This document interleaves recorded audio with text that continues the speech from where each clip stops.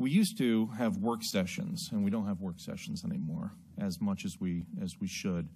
And one of the things that's been concerning to me is the way that our budget and perhaps some of our meetings have been going, where we seem to not delve into business as deep as we probably should in front of the public to let them know what we're doing, why we're doing it, and how we're doing it.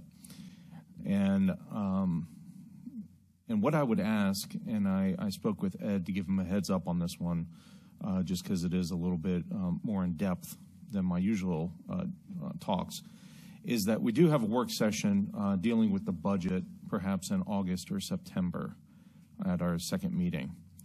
And what I would like to see come out of that is when we get the budget in February, usually, we get the school budget the next week or the next meeting, and within 6 weeks, we're done with the whole process. You know, you have a lot of things that make it into the budget that, you know, if you pull them out politically, it looks bad just because it's in there and who's going to be against that. But perhaps if we had discussions ahead of time, we could prioritize what our priorities are, or list what our priorities are, I should say, and have a better understanding from one to another of what we're looking to try to accomplish when it comes to our budget process. Included in that also, we used to hear from departments with updates on what's happening. You know, we have a couple of issues, one in Lee Hill District, but you're across the street at the convenience site there with all the issues going on. You know, as a board member, I do find it frustrating that I don't find out about problems until they're exploding and my phone and email starts to explode, or I get stopped in the store by somebody asking me what's going on.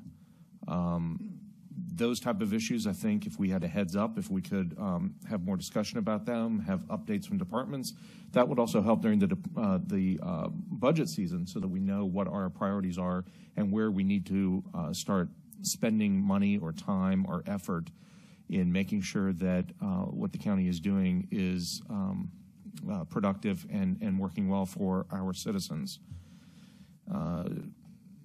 Two other things, too.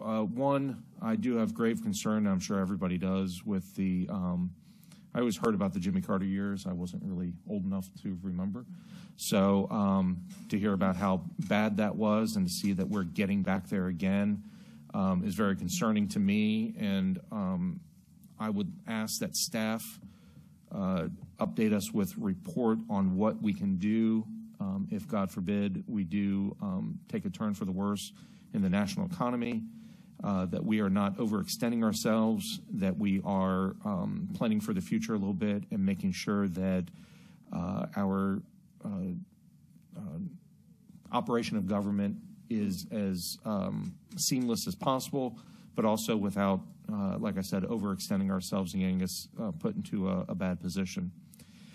And included in that, too, is our legislative update that we also do and we get.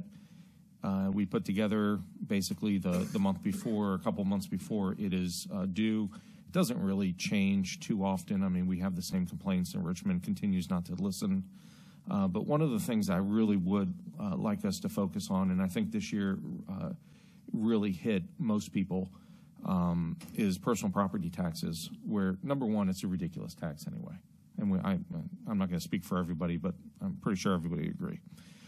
Secondly, the fact that our used cars actually went up in value is something I don't think anybody thought would ever happen.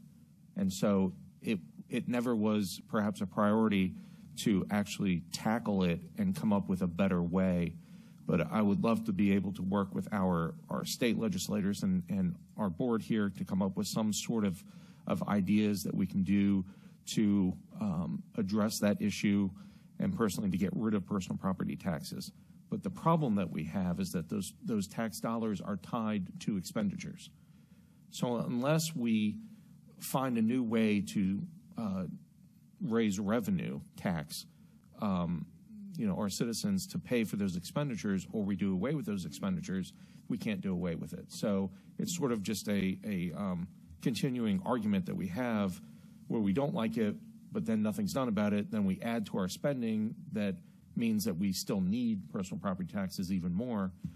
We go out and raise meals taxes again, and yet it never seems like our spending ever gets cut. We just keep doing it and spending, and yet our taxes, the taxes that we don't like and want to get rid of, we can't, because we're kind of trapped. So I would like to really focus on that and try to come up with some ideas and get some of those down to Richmond and work with our state legislators a little bit closer to find out ways that we can address not only personal property, but there are some other taxes that are in there that I think are antiquated and we should do away with too.